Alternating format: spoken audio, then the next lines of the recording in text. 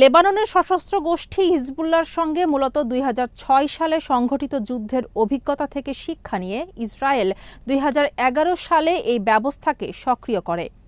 তখন হিজবুল্লাহর রকেট হামলা প্রতিহত করতেই আয়রন ডোম প্রতিরক্ষা ব্যবস্থা গড়ে তোলা হয়।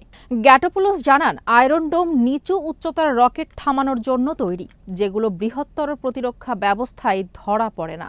এছাড়া ইসরায়েলের রয়েছে বারাক-8, ডেভিড স্লিং ও terminal high altitude area defence ব্যবস্থা, যেগুলো বিভিন্ন পাল্লার রকেট ও ক্ষেপণাস্ত্র প্রতিহত করতে সক্ষম। ভূমি থেকে আকাশ ক্ষেপণাস্ত্র ব্যবস্থা বারাক-8 মধ্যম পাল্লার এবং থার্ড স্বল্প, মাধ্যম ও দূরপাল্লার ব্যালিস্টিক ক্ষেপণাস্ত্র প্রতিরোধ করে থাকে, আর মধ্যম থেকে দূরপাল্লার ক্ষেপণাস্ত্রকে প্রতিরোধ করতে পারে ডেভিড স্লিং।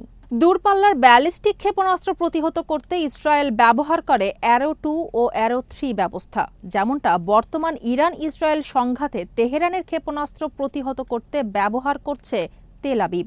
এই ক্ষেপণাস্ত্র প্রতিরোধ ব্যবস্থা তৈরি করেছে ইসরায়েলের রাষ্ট্রায়ত্ত ইসরায়েল অ্যারোস্পেস ইন্ডাস্ট্রিজ, যার সঙ্গে যুক্ত আছে মার্কিন সংস্থা বোয়িং।